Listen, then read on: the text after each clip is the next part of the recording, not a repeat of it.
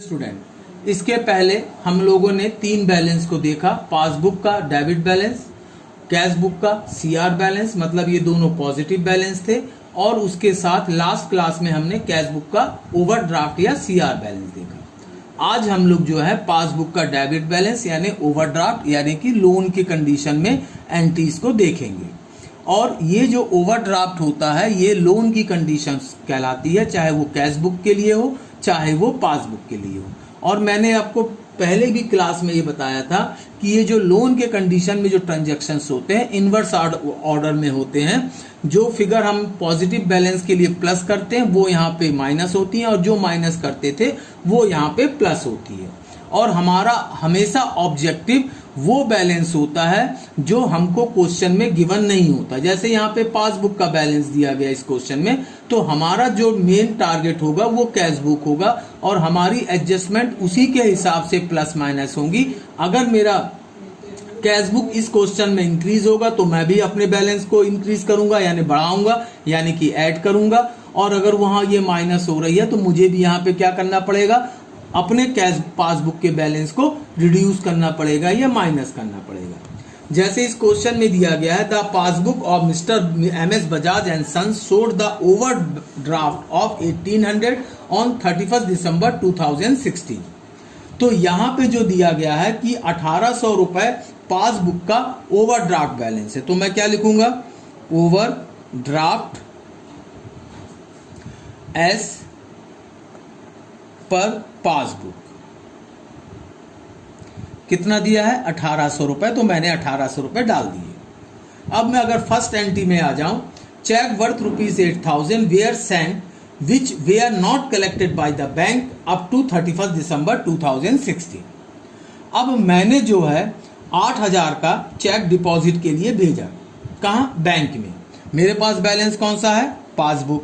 अब जब उसने चेक किसने भेजा होगा, कस्टमर ने, तो कस्टमर ने क्या किया, अपने बैलेंस को रिड्यूस कर दिया, कम कर दिया, क्योंकि उसने ये सोचा उधारी कम हो गई। तो मैं भी यहाँ क्या करूंगा, चूंकि कैश बुक मेरा टारगेट है, तो अगर कैश बुक रिड्यूस हुआ है तो मैं भी क्या करूंगा, उसको कम करूंगा।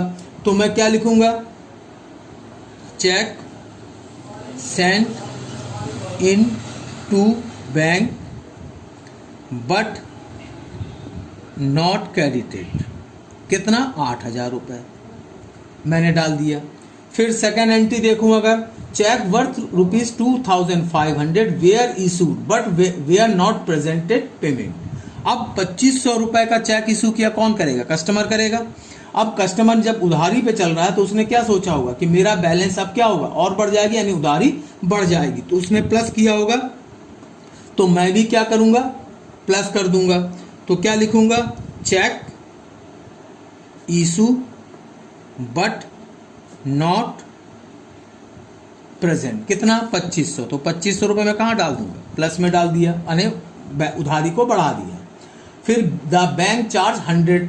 अब चूंकि ओवरड्राफ्ट की कंडीशन है और मेरे पास पासबुक का बैलेंस है और बैंक ने 100 रुपए का क्या कर दिया, इंटरेस्ट जो जोड़ दिया, मगर कैश बुक बढ़ा नहीं बढ़ा, तो मुझे भी क्या करना पड़ेगा, जब जो चूंकि कैश बुक नहीं बढ़ा इसलिए मुझे भी क्या करना पड़ेगा, इसको माइनस में डालना पड़ेगा। फिर उसके बाद ₹400 were deposit directly in the bank. अब किसी ने जो है 400 रुपए बैंक में डायरेक्टली जमा कर दिया, तो पासबुक तो रिड्यूस हो जाएगा क्योंकि उधारी थी, तो उधारी 400 रुपए से कम हो जाएगी, मगर कैश बुक को इसकी इंटीमेशन नहीं है। तो कैश बुक कम नहीं हुआ तो मैं क्या करूंगा, अपने बैलेंस को दोबारा बढ़ा दूंगा, है ना। तो ₹400 क्या किया, उसने डायरेक्टली डिपॉजिट कर दिया, है ना। तो मैं क्या लिखूंगा, डायरेक्ट डिपॉजिट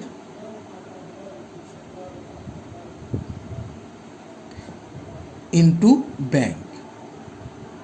तो 400 रुपए मैं दोबारा क्या करूंगा, जोड़ दूंगा। अब अगेन वही बैलेंस निकालूंगा, जब इनको टोटल करूंगा तो कितना आएगा, 4700। 4700 में से 8100 को माइनस करूंगा तो कितना आ जाएगा आपका, 4700। अब ये बैलेंस किसका बनेगा, ये बनेगा ओवरड्राफ्ट एस पर कैश बुक।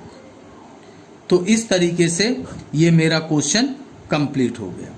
तो ये चैप्टर में यही 4 बैलेंस मिलेंगे आपको। इसी 4 बैलेंस को लेकर सारे क्वेश्चन अटेंड करना है। 2 बैलेंस कैश के, 2 बैलेंस पासबुक के, एक पॉजिटिव और एक नेगेटिव। जब भी क्वेश्चन करेंगे एक बैलेंस आपको गिवन रहेगा क्वेश्चन में, दूसरा बैलेंस आपके लिए टारगेट बन जाएगा। अगर कैश बुक दिया है तो पासबुक टारगेट, पासबुक दिया है तो कैश बुक टारगेट, और वही हमको इफेक्ट प्लस माइनस करना है। जो हमारा टारगेट है उसके साथ उस एंट्री का जो इफेक्ट आ रहा है वही फिगर हमको क्या करना है, प्लस और माइनस करना है। Thank you.